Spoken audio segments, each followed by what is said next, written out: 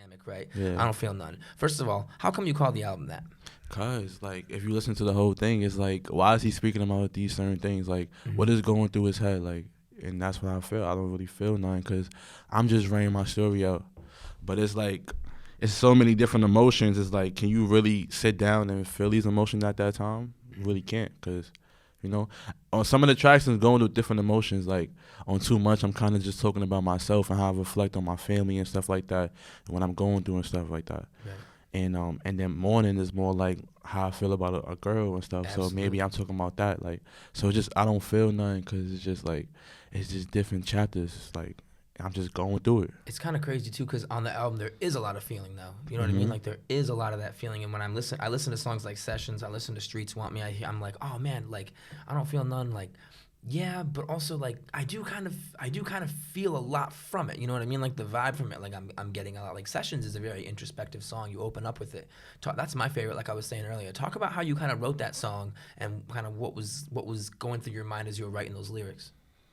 I just wanted to paint a picture in your head. Like, if you want to know me from a hole in the wall, just wanted to paint a picture in your head about my life and stuff like that. So, you feel me? Yeah, absolutely. What was Streets Want Me? That's probably my second favorite. And then I also have to ask you about Imagine as well.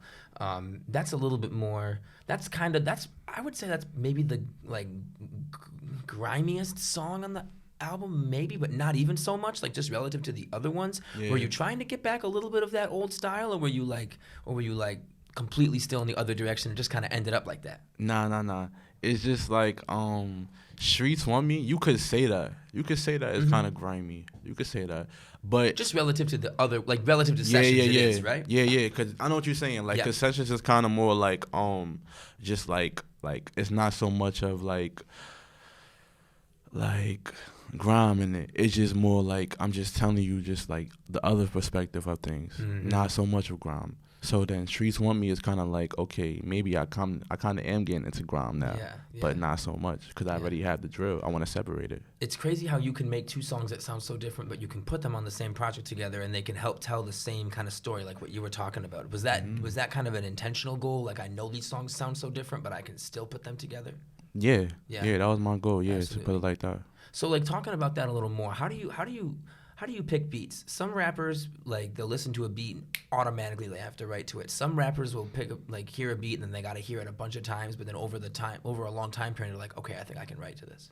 How do you like to do it? I feel like once you hear a beat that you like, make sure you understand it. Like, you know what I'm trying to say? Like, don't rush on it. Don't rush it. Listen to it a couple times. Leave it alone. Come back later on, a day or two. Just come right back to it. If you still have the same feeling you felt the first time, then that's the one. Reflect on it. Yeah. Reflect on it. That reflection can almost kind of like act as like a precursor to the writing period, right? You can kind of get into your own head about it.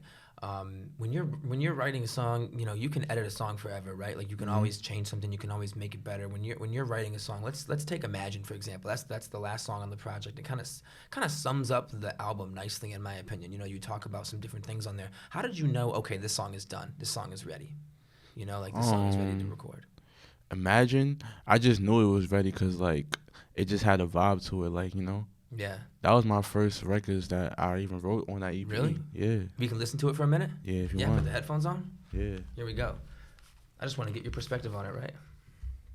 This is Imagine, track 6. Where are we going? Hold on one second. Pull this up.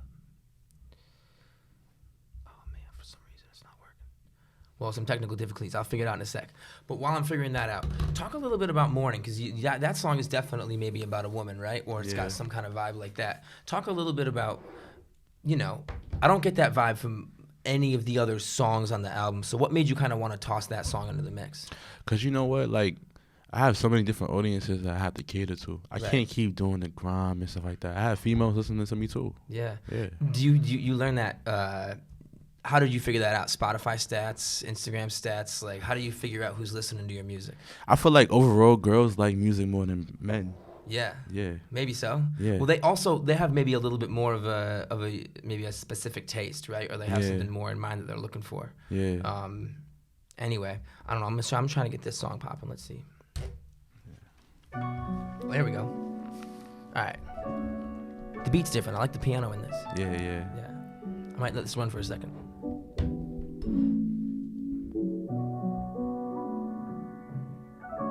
produced this? Otello Beats. That's just how it is where I'm from. Make it real where I'm from. Make it feel where I'm from. Niggas getting killed where I'm from. For them dollar bills where I'm from. Niggas still where I'm from. Niggas taking life where I'm from. Niggas out all night where I'm from. Shooting dice where I'm from. Niggas ain't right where I'm from. Make the wrong move, that could be a life where I'm from.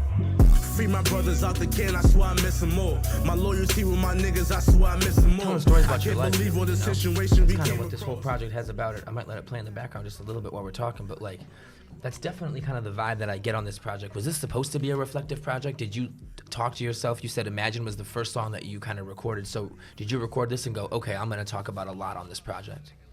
Yeah, that's a fact. I knew I had to touch different point of views of myself, you know, because I feel like this one had to be totally different from Sessions.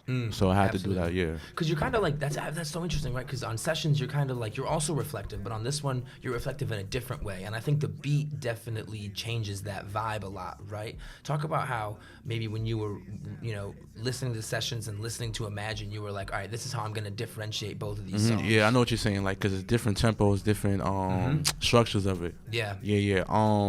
It just had to be different. It had to be different. It couldn't be the same song twice. It had to be a different flow, a different perspective. Right. Like, you know, Sessions is more like an old type of feeling, you know, because I had Nas on it, you know, so like I had that type of The feeling. Nas vocal sample in the beginning. Yeah. So you feel me? I kind of gave that old feeling back.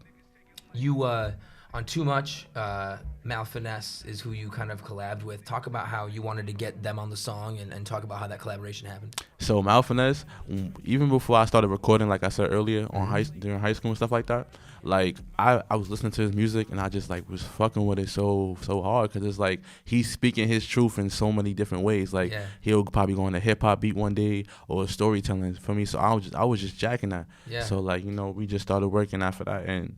You feel me? We made that song, and that song was tough. Absolutely, that's another good one. I mean, honestly, it was crazy. So, like, when you made this project, did you have like just 6 songs or 5 songs? Because there's the Heartless interlude. Did you have just these 6, and you're like, all right, these are the 6, or did you have a bunch that you ended up choosing from and you narrowed it down? I have so much music, it's crazy. Like, I swear, I've been doing music for since I was in middle school, but I have so much music since like the freshman year of high school, like crazy, like a lot of music. So those songs was like my favorite 5, plus the 6. So how long have you worked on? How long did this project take to make?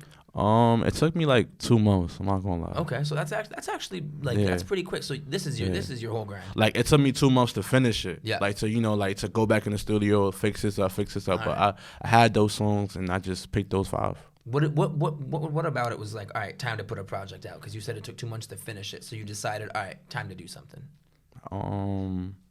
What about it made me want to do a project? I just felt like those songs was different. Yeah. Like, you know, they just was different. Like Streets Want Me was just a different vibe. You know. Absolutely, that's a good one too.